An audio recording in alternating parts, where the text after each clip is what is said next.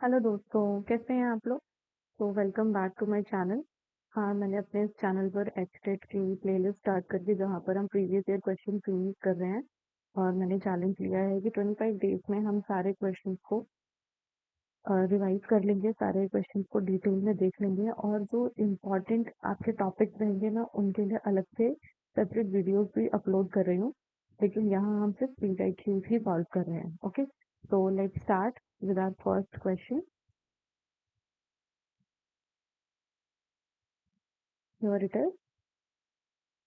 तो स्टार्ट करते हैं। क्वेश्चन में लिखा है कि working capital of a company is 21,28,000 and total debt are 42,50,000. If the company's long-term debts are 27,30,000, then current ratio will be।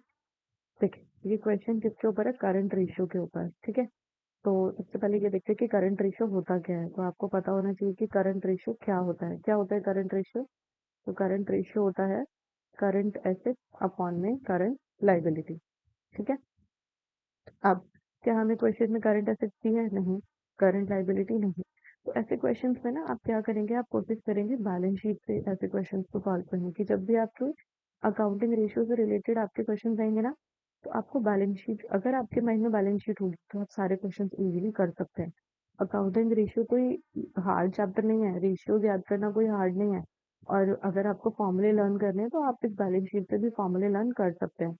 देखिए, बैलेंस शीट क्या है?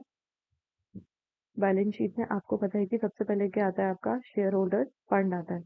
उसके बाद क्या आता है? लॉन्ग टर्म बोरिंग्स आती है और उसके बाद short term borrowing. Short term borrowing, इसको हम और क्या लिख सकते हैं? Current liability. उसके बाद फिक्स्ड एसेट्स और उसके बाद करंट एसेट्स। अब हम क्वेश्चन के हिसाब से देखते हैं कि हमें क्या क्या चीजें गिवन है। क्या लिखा है? Working capital of a company. Working capital क्या होती है? तो working capital is equals to आपके current assets minus current liability. मतलब जब मैं करंट एसेट्स में से करंट लाइबिलिटी माइनस कर देती हूँ तो वर्किंग कैपिटल मिल जाती है। ठीक है, वर्किंग कैपिटल हमें कितनी दे रखी है? हमें दे रखी है वर्किंग कैपिटल 21,80,000। ठीक है, अगर हमें इन दोनों में से एक भी चीज मिलती ना तो हमारे आराम से दूसरी चीज निकल जाती। नहीं दे रखी है, इट्स ओके, आगे चलते हैं। अब आगे ये total debts are 42,50,000। Total debts क्या होता है? टोटल डेट्स मतलब long term debts plus short term debt, इसको कहते हैं टोटल डेट। तो टोटल डेट कंपनी का कितना है? 42,50,000। ओके, उसके बाद if the company's long term debt are 27,30,000। उसके लॉन्ग टर्म डेट दे रखे हैं, ये दे रखा है कितना? 27,30,000। अब आप मुझे बताइए, इस डेटा से मुझे क्या पता लग रहा है कि अगर मुझे टोटल डेट दे रखा है और मुझे लॉन्ग टर्म बोरिंग दे रखी है तो मैं करंट लाइबिलिटीज निकाल सकती हूँ? बिल्कुल निकाल सकते हैं। कैसे? मैं टोटल डेट में से लॉन्ग टर्म बोरिंग माइनस कर देती हूँ। चलिए माइनस करते हैं। तो 42,50,000 में से माइनस करेंगे 27,30,000। ठीक है, तो 1, 2, 3 और 4। अब 5 में से ये तो गया, ये तो 4 जीरो हो गए। उसके बाद 5 में से 3 गया तो 2, फिर 2 में से 7 गया तो 5, 2 में से 7 नहीं, 12 में से 7 गया तो 5, और ये हो गया 3, 3 में से 2 गया तो 1। तो ये आ गया हमारा 15,20,000। क्या आया? Current liability. मैं यहाँ लिख दूँ? यहाँ लिखते हैं आप 15,20,000। क्या अब मैं करंट एसेट्स निकाल सकती हूँ? बिल्कुल, चलिए निकालते हैं। तो करंट एसेट्स निकालने के लिए हमें क्या करना पड़ेगा? हमें 21,80,000 में प्लस करना पड़ेगा 15,20,000 जो कि हमारी करंट लाइबिलिटी है। तो क्या मिल जाएगा हमें? Current assets. प्लस करें तो जीरो जीरो ऐसे प्लस करा करिए। जीरो जीरो, उसके बाद तीसरा जीरो और चौथा जीरो, और ये भी चौथा जीरो। उसके बाद 2 और 8। 2 और 8 कितना हुआ? 10। ठीक है, इसके बाद 8 और 2 10 हो गया, कैरी का 1। तो 5 + 1 6 और 7, और ये भी गया। उसके बाद 1 + 2 3। तो ये कितना आ गया? 3,70,000। करंट एसेट्स मेरी कितनी आ गई? 3,70,000। चलिए, अब मुझे करंट एसेट्स भी मिल गई 3,70,000। अब मुझे करंट लाइबिलिटीज भी मिल गई कितनी? 15,20,000। अब मैं पुट करती हूँ, पुट करते हैं तो ये आएगा 3,70,000 divided by current liabilities 15,20,000। Wait, कहीं गलती हुई है क्योंकि 1 2 3 4, 1 2 3 4 के बाद 5 और 5, 8 2 10 और अच्छा ये 2 5 7, तो ये हो गया हमारा 3,70,000। सॉरी, 3,70,000 है ना, 3,70,000 होगा।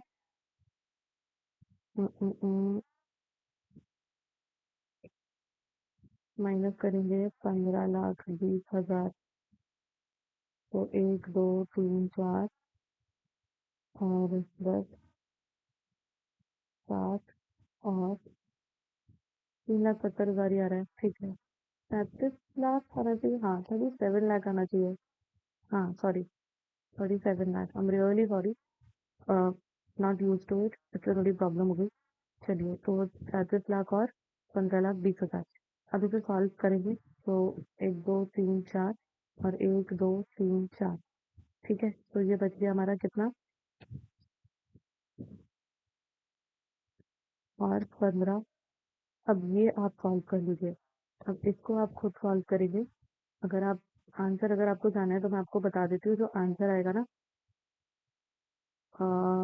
मैं सॉल्व करके आपको बता देती हूँ आंसर, क्योंकि ये वाली जो इक्वेशन है वो थोड़ी सी डिफिकल्ट हो जाएगी नहीं तो आंसर जो आएगा वो आएगा आपका 2.4:1। ठीक है, आंसर रहेगा आपका ये वाला, 2.4:1। देखिए क्वेश्चन में टाइम लगेगा क्योंकि डिटेल क्वेश्चन हम सॉल्व कर रहे हैं, इसमें टाइम लगता है। ठीक है, चलिए नेक्स्ट देखते हैं। Which ratio indicates the firm's capacity to pay long-term debt and procure additional loans and informs whether the firm is following the policy of trading on equity? जहाँ ट्रेडिंग ऑन इक्विटी की बात हो जाए वहां से दो ही रेशियोज यूज होते हैं। पहला होता है हमारा ROI, रिटर्न ऑन इन्वेस्टमेंट, और दूसरा डेट टू इक्विटी। ठीक है, अब देखो मैंने ना क्या किया, मैंने इसको समझ के और फिर कोशिश करी है जानने की कि इनमें से कौन सा फॉर्मूला आ सकता है। ठीक है, अब देखिए प्रोपराइटरी रेशियो नहीं, debt to equity equity ratio मिल गया आंसर, उसके बाद तो सारे ही गलत हो जाते हैं। ठीक है, अब देखो ये वाला क्वेश्चन इजीली सॉल्व हो गया। हम नेक्स्ट आओ, अगर आपको नहीं पता है ना कि ट्रेडिंग ऑन इक्विटी किसको कहते हैं, आप मुझे कमेंट करिए, ये कमेंट करेंगे तो मैं इसके ऊपर भी एक वीडियो बना दूंगी। बहुत इंपॉर्टेंट टॉपिक है, बहुत ही ज्यादा इंपॉर्टेंट टॉपिक है। चलिए, read the statement carefully and choose the correct option given below. पहला है depreciation must be charge as to ascertain true profit और लॉस ऑफ द बिजनेस। बिल्कुल सही लिखा है। क्यों? क्योंकि जब तक P&L में आप डेप्रिसिएशन चार्ज नहीं करेंगे आपका ट्रू प्रॉफिट और लॉस कैसे निकलेगा। ठीक है, बिल्कुल सही स्टेटमेंट है। when market value of an asset is higher than book value, depreciation is not charged। नहीं, ऐसा नहीं होगा, हमें मार्केट वैल्यू से कोई लेना देना नहीं है। हम अपनी बुक वैल्यू पर क्या करते हैं, डेप्रिसिएशन चार्ज करते ही करते हैं। हमें कोई लेना देना नहीं है मार्केट वैल्यू क्या चल रही है, जब बेचेंगे तब देखेंगे। लेकिन अभी हम क्या करें, डेप्रिसिएशन चार्ज कर रहे हैं, मार्केट में कोई भी वैल्यू हमें डेप्रिसिएशन लगाना ही लगाना है। तो statement 1 is true, 1 is correct. ठीक है, नेक्स्ट, पेटी cash book is maintain for recording. अब देखो कितना इजी आया है। पेटी cash book is maintain for recording, क्या रिकॉर्ड करता है, हम पेटी कैश बुक क्यों बनाते हैं, क्या जरूरत है पेटी कैश बुक बनाने की। तो इसका ना एक ही रीजन होता है, क्या रीजन है, कि कैश बुक जो बनाता है उसमें अगर हम छोटे छोटे खर्चे भी ऐड करने लग जाए, छोटे छोटे खर्चे मतलब मान लो कैंटीन का खर्चा हो गया, ठीक है, आप कोई छोटा सा बल्ब खरीद कर लाए हो, आपने किसी को चाय का खर्चा किया है, आप एक छोटा सा पेन खरीद के लाए हो, या फिर और छोटे छोटे खर्चे होते हैं हमारे बिजनेस में, अगर आप इन सारे खर्चों को भी अगर आप कैश बुक के अंदर रिकॉर्ड करोगे ना तो आपकी कैश बुक है ना बहुत बल्की सी हो जाती है, मतलब कि ज्यादा मोटी हो जाती है। इसीलिए हम ये इसमें रिकॉर्ड नहीं करते हैं, किसमें रिकॉर्ड करते हैं, पेटी कैश बुक में रिकॉर्ड करते हैं।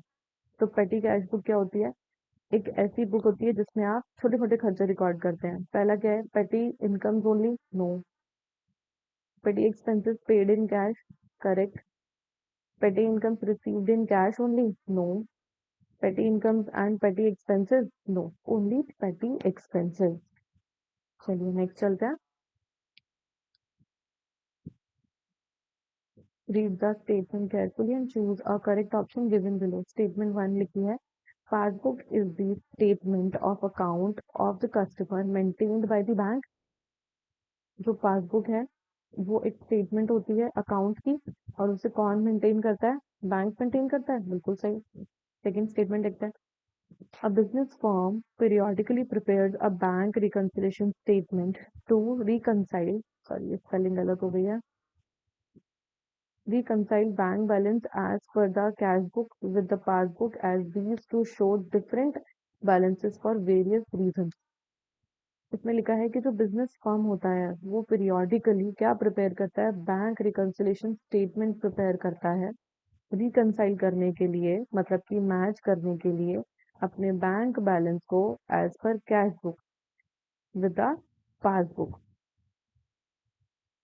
और उसमें अगर कोई भी डिफरेंसेस होते हैं उनके रीजंस को जानने के लिए। तो क्या ठीक लिखा है? मेरे हिसाब से तो ठीक लिखा है। यही तो होता है बैंक रिकंसिलेशन स्टेटमेंट, यही तो है।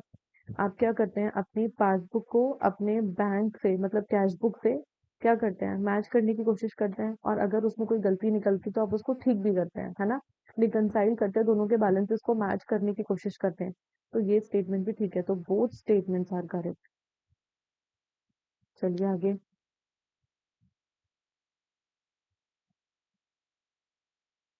एक और क्वेश्चन आया है, the current liabilities of X Y Z, ये मुझे रेशियो का लग रहा है। X Y Z company, one second, XYZ company limited are 1,50,000, its current ratio is 3:1 and liquid ratio is 1:1। The value of stock will be, stock मतलब किसके बारे में बात कर रहा है? आपको पता होना चाहिए, स्टॉक मतलब इन्वेंट्रीज के बारे में बात कर रहा है ना।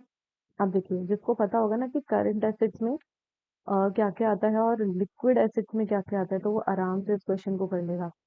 करंट एसेट्स में हमारी इन्वेंट्रीज इंक्लूड होती है, ठीक है, लेकिन लिक्विड एसेट्स में से इन्वेंट्रीज को माइनस कर दिया जाता है।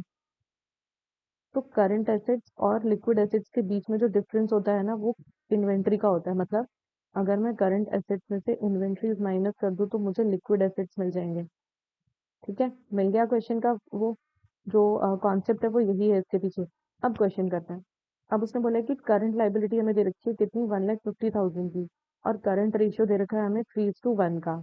ठीक है, तो मैं सबसे पहले करंट रेशियो लिखती हूँ, वो क्या होता है हमारा, current assets upon current liability. तो करंट एसेट्स कितने हैं नहीं पता, लेकिन करंट लाइबिलिटी तो पता है ना।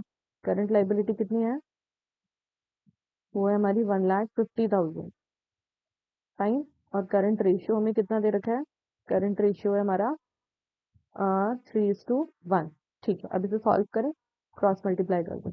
Current asset is equals to 3 × 1,50,000। तो करंट एसेट कितनी हो गई मेरी, 4,50,000।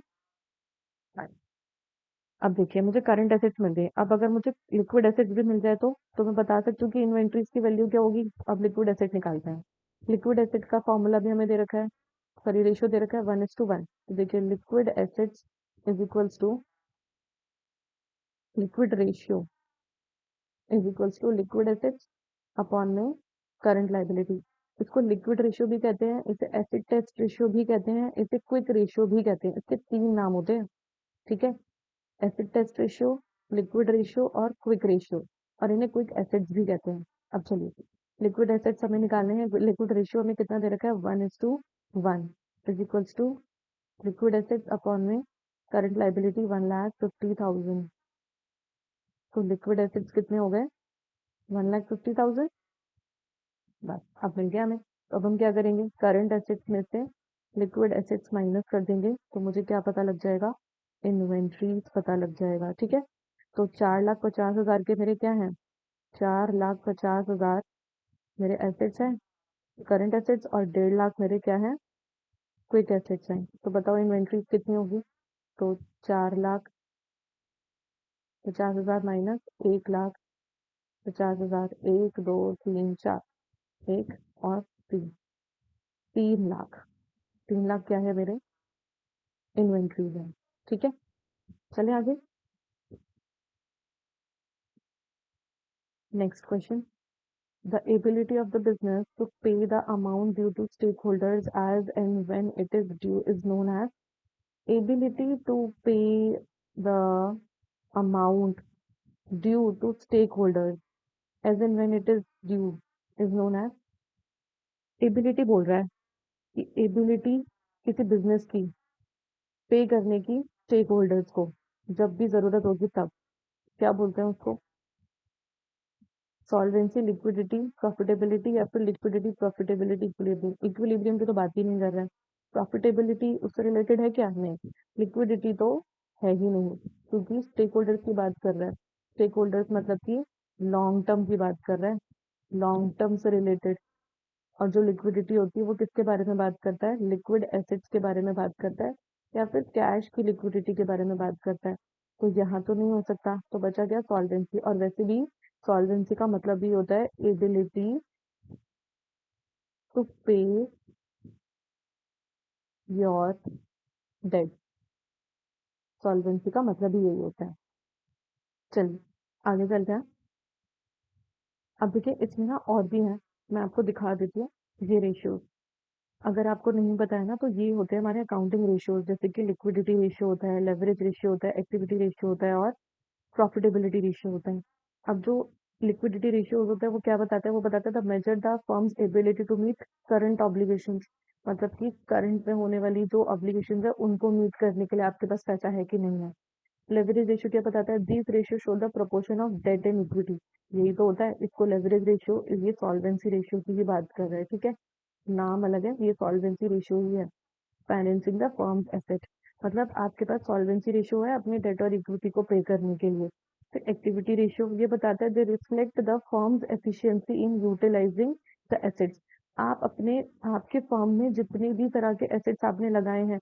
उनका यूटिलाइजेशन आपने ठीक तरीके से किया है कि नहीं किया है मतलब जो आप भी बिजनेस में ऑपरेशन कर रहे हैं जो भी आपका काम है प्रोडक्शन है सर्विस प्रोवाइड करना है जो भी काम है उसमें जो आपने एसेट्स लगाए हैं उनका यूटिलाइजेशन हो रहा है कि नहीं हो रहा है मतलब पूरी एफिशिएंसी से आप उनको यूटिलाइज कर रहे हैं कि नहीं कर रहे हैं वो बताता है एक्टिविटी रेशियो तो प्रॉफिटेबिलिटी रेशियो क्या बताता है तो आपको नाम से ही पता लग रहा है प्रॉफिटेबिलिटी रेशियो मतलब कि जो प्रॉफिट मेजर करने में हेल्प करता है तो these ratio measure overall performance and effectiveness of the firm overall performance और इफेक्टिवनेस मतलब प्रॉफिट ग्रॉस प्रॉफिट हो गया आपका नेट प्रॉफिट हो गया आपकी ऑपरेटिंग कॉस्ट हो गई आपका ऑपरेटिंग प्रॉफिट हो गया ये सारी चीजें हम किसमें निकालते हैं प्रॉफिटेबिलिटी रेशियो में निकालते हैं ठीक है अब ये रिवीजन हो गया आपका नेक्स्ट देखिए रेशियो एनालिसिस टाइप अब देखिए लिक्विडिटी रेशियो में आपको कौन कौन से रेशियो देखने को मिलते हैं करंट रेशियो क्विक रेशियो अब ये कैश रेशियो होता है लेकिन 11th 12th में नहीं है फर्दर स्टडीज में है 11th 12th में नहीं है ऑपरेटिंग कैश फ्लो रेशियो ये भी नहीं है 11th 12th में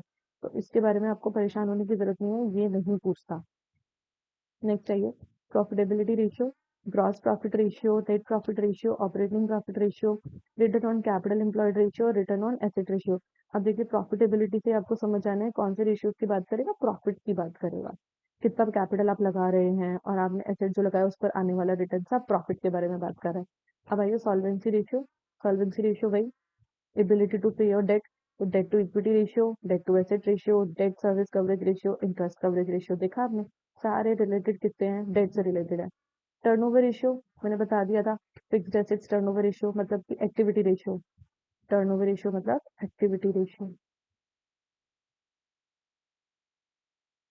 ठीक है इन्वेंट्री अब देखिए जो फिक्स्ड एसेट्स आप लगा रहे हैं वो यूज हो रहे हैं कि नहीं हो रहे हैं ठीक से इन्वेंट्री आपने लगाई है वो ठीक से यूज हुई कि नहीं रिसीवेबल्स हैं वर्किंग कैपिटल लगाई है पेबल्स हैं इन सब का ऑप्टिमम यूटिलाइजेशन एफिशिएंसी सही से निकल रही है कि नहीं निकल रही है उसे कहते हैं अब अर्निंग्स में ये वाला profit earning ratio earning per share ratio dividend yield ratio dividend pay out ratio ये है ना इनमें से आप ये वाला याद रखेंगे एक तो ये बहुत पूछा जाता है ये वाला आप चाहें इसको इग्नोर कर देना लेकिन अर्निंग पर शेयर जरूर याद रखना अर्निंग पर शेयर हम निकालते कैसे हैं कि होता है हमारा earning after tax earning after tax divided by number of shares ये बहुत पूछता है अब ये पता है किसका पार्ट है ये आपका ट्रेडिंग ऑन इक्विटी का पार्ट मैंने आपको बोला था ना बहुत इंपॉर्टेंट टॉपिक है ये पता होना चाहिए चलिए तो आज का मैं ये लेक्चर यहीं एंड करती हूँ और फर्दर अगर आपको इसी तरह के और क्वेश्चंस चाहिए तो प्लीज़ मेरे चैनल को लाइक करिए, शेयर करिए, सब्सक्राइब करिए। मुझे एक मोटिवेशन मिलेगी और मुझे अच्छा लगेगा कि अगर आप मेरे चैनल को पसंद करेंगे। तो थैंक यू सो मच और मिलते हैं नेक्स्ट सेशन में। बाय।